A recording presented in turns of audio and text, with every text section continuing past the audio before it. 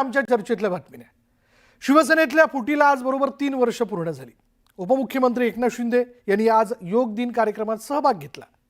याच दिवशी आपण केलेल्या उठावाला 3 वर्ष पूर्ण झाल्याची आठवण शिंदेंनी सांगितली आणि या एका उठावामुळे राज्यातील जनतेचं भवितव्य बदललं असं म्हणत शिवसेनेतील बंडावरनं एकनाथ शिंदे यांनी योग दिनानिमित्त मिश्किल टिप्पणी केली आहे। शिवसेनेतील फुटीला 3 वर्ष पूर्ण। योग दिनालाच शिंदेंचा बंडयोग।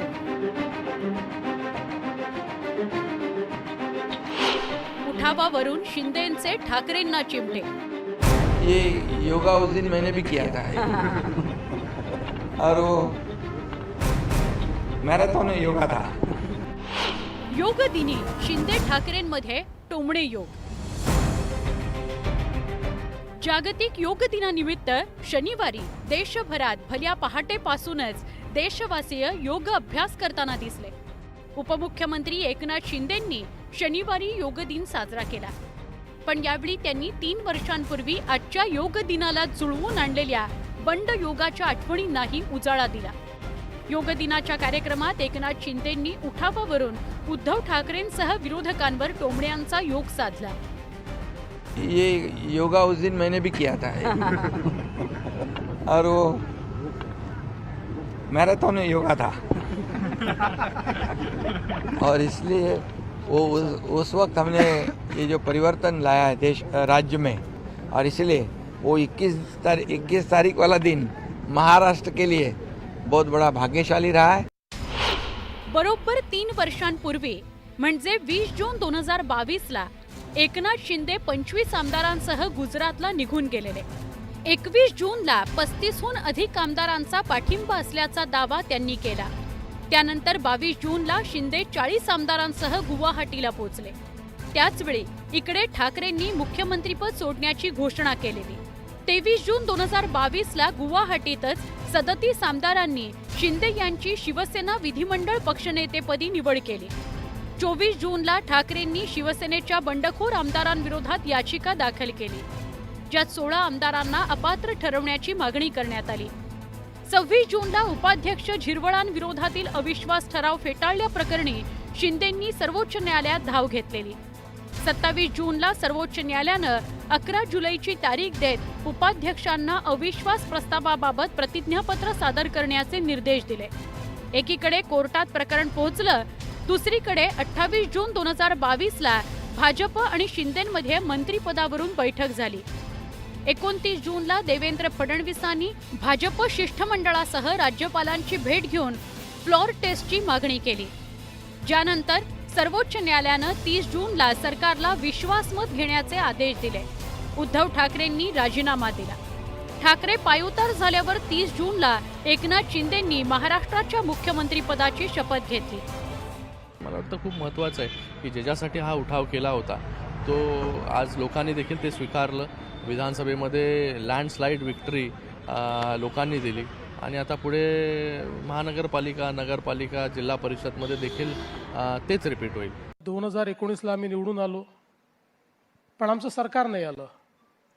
पण 2022ला आम्ही सरकार आणलं आणि वो सिकंदर भी दोस्तों कहलाता है, हारी बाजी को। एकनाथ शिंदे यांनी योग दिनाला शिवसेनेतील उठावावरून पुन्हा एकदा ठाकरेंना लक्ष्य करण्याचा प्रयत्न केला। त्यामुळे ठाकरेंच्या सेनेनंही शिंदेंच्या या बंडावर टिकेटची संधी साधत पलटवार केला। मराठी एकजुटीचा अपमान केला, मराठी माणसाचा अपमान केला। एकनाथ शिंदे यांची शिवसेना हा जो गट आहे हा अमित शहाच्या मालकीचा गट आहे आणि शिंदेने ते वारंवार सिद्ध केलं आहे की आम्ही अमित शहाचे, त्यांच्या गटानं असं अनेकदा स्पष्ट केलंय की आम्ही अमित शहाचे बुटचाटे आहोत।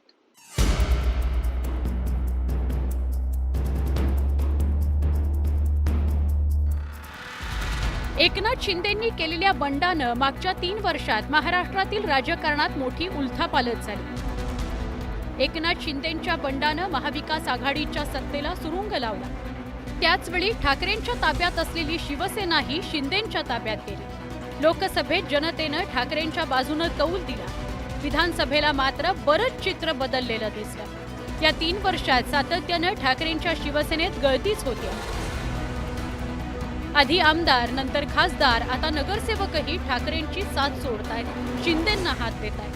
त्यामुळे 3 वर्षांचा विचार करत शिंदेंचा बंड त्यांच्यासाठी आणि त्यांच्यासोबत आलेल्या आमदारांसाठी काहीसा फायदेशीर ठरल्याचं चित्र आहे। शरद जाधव, न्यूज 18 लोकमत, मुंबई। पण आता एक ब्रेकिंग न्यूज अशी आहे की वाल्मिक कराडची जेलमध्ये प्रकृती बिघडली असं आपल्याला सूत्रांकडनं कळत आहे। शुगर आणि बीपी संदर्भात वैद्यकीय पथकाकडनं त्याची तपासणी करण्यात येते। वाल्मिक कराड सध्या कारागृहात आहे आणि त्यामुळे या सगळ्या कारागृहातल्या त्याच्या वास्तव्यादरम्यान त्याची प्रकृती बिघडल्याचं कळतंय असं सूत्रांकडनं आपल्याला कळालंय आणि शुगर आणि बीपी संदर्भात त्याची वैद्यकीय पथकाकडनं तपासणी केली जाते। अधिक माहिती आपण जाणून घेणार आहोत। आमचे प्रतिनिधी सुरेश जाधव आपल्या बरोबर आहेत। सुरेश, काय माहिती याबद्दल?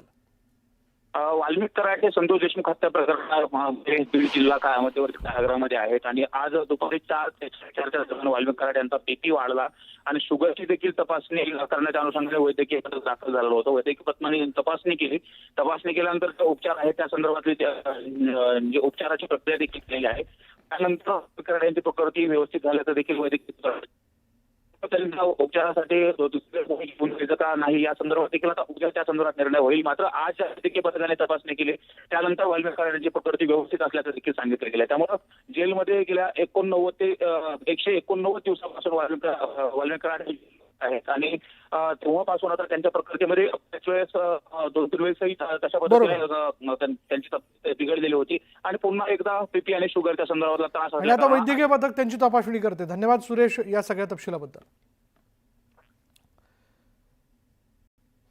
पुढली बातमी अशी की गेल्या काही दिवसांपासून मनसे प्रमुख राज ठाकरे आणि शिवसेना ठाकरे गटाचे प्रमुख उद्धव ठाकरे एकत्र येणार असल्याच्या चर्चांना उधाण आलं होतं। मात्र यावरनं संदीप देशपांडेंनी उद्धव ठाकरे आणि राऊतांवर सवालांच्या फैरी टाकल्या। त्यावर संजय राऊतांनीही आपली प्रतिक्रिया दिली।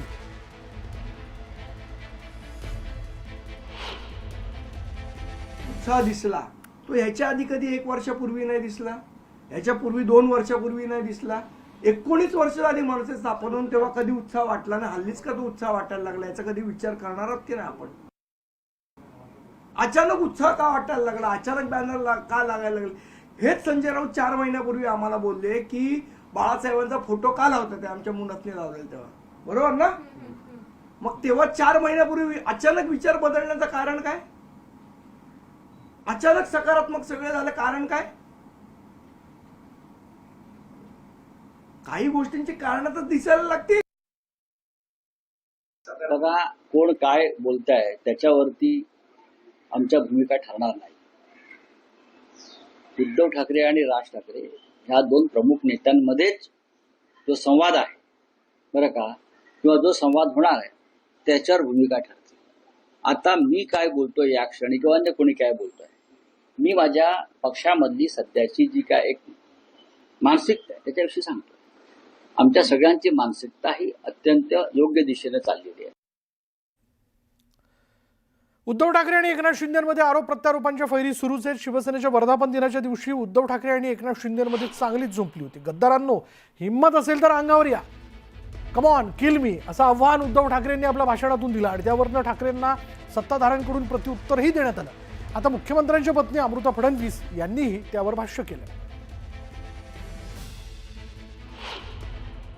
तसं आम्ही या गद्दारांच्या समोर उभा आहे आणि सांगतोय त्यांना आम्ही कम ऑन किल मी, असेल हिंमत तरी या अंगावर, फक्त अंगावर येणार असाल तर एक गोष्ट नक्की करा। अमिताभ बच्चनचा तो पिक्चर होता ना, अँब्युलन्स घेऊन यायचा, तसा अंगावर माझ्या येणार असेल तर अँब्युलन्स घेऊन यायची, कारण येताना सरळ याल, जाताना आडवे होऊन जाल। म्हटलेलं आहे की जो शिवसेनेला संपवायचा प्रयत्न करेल त्याला आम्ही कसलाही विचार करायचा काय म्हणले? आज आंतरराष्ट्रीय योग दिन आहे आणि योग काय सांगतं? योग आहे शांतीचं प्रतीक। प्रत्येक माणूस किंवा प्रत्येक ऑर्गनायझेशन एक्झिस्ट करणारच आणि आपल्याला असा विचार करायची गरज नाही आहे की आपल्याला कोणी मारेल किल करेल। हा शांतिप्रिय देश आहे, शांतिप्रिय पार्टी आहे पॉवरमध्ये महाराष्ट्रात, तर सगळे एक्झिस्ट करतील लोकांच्या भल्यासाठी।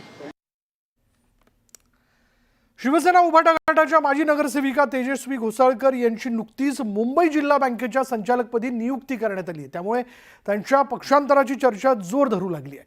मात्र बँकेच्या संचालक पदावरील नियुक्ती ही सहकार क्षेत्राच्या माध्यमातून झाली आहे. पक्षीय राजकारणाचा त्याच्याशी काही एक संबंध नसल्याचं तेजस्वी घोसाळकरांनी स्पष्ट केलं. त्याचसोबत भाजपात प्रवेशाच्या चर्चाही त्यांनी फेटाळून लावल्या. तेजस्वी घोसाळकरांची मुंबई बँकेवर वर्णी. घोसाळकरांच्या नियुक्तीवरनं राजकीय चर्चा. घोसाळकरांनी काय दिलं स्पष्टीकरण. कुठेही बोललेली नाही की मी भाजपमध्ये जाणार आहे किंवा कुठल्या पक्षामध्ये जाणार आहे. गेल्या काही दिवसांपासून ठाकरेंच्या पक्षाच्या माजी नगरसेविका तेजस्वी घोसाळकरांच्या नाराजीची चर्चा होती. अशातच तेजस्वी घोसाळकरांची मुंबई बँकेच्या संचालकपदी नियुक्ती झाली आहे. त्यामुळे राजकीय चर्चांना आणखीनच उधाण आलं. तेजस्वी घोसाळकर भाजपच्या वाटेवरती असल्याचे तर्कवितर्क लढवले जाऊ लागले. खरं तर ही नियुक्ती होण्यापूर्वी तेजस्वी घोसाळकरांचे सासरे आणि उद्धव ठाकरेंचे निष्ठावंत विनोद घोसाळकरांनी या मुद्द्यावरनं थेट सत्ताधाऱ्यांवर आरोप केलेले. अजिबात प्रश्न असा आहे, माझ्यावरती दबाव कोण टाकू शकत नाही. शिंदे गट किंवा, परंतु आमच्या सूनबाईंवरती थोडंसं आहे. पण काही लोकांचे फोन येतात. तसं या मुंबई शहरामध्ये यांचे दलाल निर्माण झालेले आहेत शिंदे गटाचे. त्या एकेकाला पकडतात आणि त्या पद्धतीनं ती 5 वर्षे महानगरपालिकेत होती, काम करते. ऑफर तर आहेत, या नाकारता येणार नाही. ऑफर तर दोन्ही बाजूनी आहेत. एकीकडे विनोद घोसाळकरांनी असे आरोप केलेले असताना दुसरीकडे तेजस्वी घोसाळकरांची मुंबई बँकेच्या संचालकपदी नियुक्ती झाल्यानं त्या भाजपच्या वाटेवर असल्याच्या चर्चांना हवा मिळाली. पण आता तेजस्वी घोसाळकरांनीच याविषयीचा खुलासा केलाय. पण तुमचे सासरे विनोद घोसाळकर म्हणालेत की सत्ताधाऱ्यांचा तुमच्यावरती दबाव आहे. खरंच दबाव आहे का सत्ताधाऱ्यांचा? नाही नाही, असं काही नाहीये. खरं तर ही चर्चा रंगण्यामागे एक प्रमुख कारण आहे. ते असं की काही दिवसांपूर्वी तेजस्वी घोसाळकरांनी उद्धव ठाकरेंची भेट घेतली. त्या भेटीनंतर तेजस्वी नाराज असल्याची चर्चाही सुरू झाली. कारण त्यांनी शिवसेना उभाठातल्या आपल्या पदाचा राजीनामा दिलेला. स्थानिक पदाधिकाऱ्यांवरील नाराजीतनं त्यांनी हे पाऊल उचलल्याचं सांगितलं होतं. पण आता त्यांची नाराजी दूर झाली आहे. तर मी कुठेही बोललेली नाही की मी भाजपमध्ये जाणार आहे किंवा कुठल्या पक्षामध्ये जाणार आहे. माझी जे पॉइंट्स होते ते मी उद्धव साहेबांना सांगितलेले आहेत आणि त्यांची भेट पण घेतली होती. तेव्हाच तो विषय संपला होता. ती शिवसेनेच्या माध्यमातून राजकारणात आहे. अभिषेक घोसाळकर हे सुद्धा मुंबई बँकेवर संचालक होते. त्यांच्या रिक्त जागी तिची नियुक्ती झाली असेल तर तुम्ही त्यात राजकारण पाहू नका. ती मुलगी सामाजिक कार्यामध्ये उत्तम काम करते. तेजस्वी घोसाळकर यांची मुंबई बँकेच्या संचालक पदावरची नियुक्ती ही भाजपची राजकीय खेळी असल्याची चर्चाही रंगते. त्या कुटुंबाप्रती, त्या व्यक्तीच्या जे काही नातेवाईक जवळचे असतील त्याप्रती एक सद्भावना असते आणि त्या दृष्टीनंच आम्ही सर्व संचालक मंडळांनी एकमतानं त्या ठिकाणी निर्णय केला आणि कालच्या झालेल्या संचालक मंडळाच्या सभेत तेजस्विनी घोसाळकर यांना संचालक म्हणून निवड त्या ठिकाणी करण्यात आली. विनोद घोसाळकरांना नाराज करायचं आणि तेजस्वी घोसाळकरांना पुढे चाल द्यायची, यामध्ये बहुधा शिवसेना थोडीशी अडकली आणि त्याचा अचूक फायदा हा एकनाथ शिंदे यांच्या नेतृत्वाखालची शिवसेना आणि भाजपा घेऊ पाहत आहेत. मुंबई जिल्हा बँकेचं संचालक पद स्वीकारण्याआधी तेजस्वी घोसाळकर या पक्षप्रमुख उद्धव ठाकरे यांच्यासह मुख्यमंत्री देवेंद्र फडणवीसांची भेट घेणार असल्याचं बोललं जात आहे. आपल्या नियुक्तीकडे राजकीय नजरेनं पाहू नका असं तेजस्वी म्हणत असल्या तरी महाराष्ट्राचं राजकारण आजही सहकाराभोवतीच फिरत असल्याचं दिसून येतं. Bureau report, news 18 Lokmat.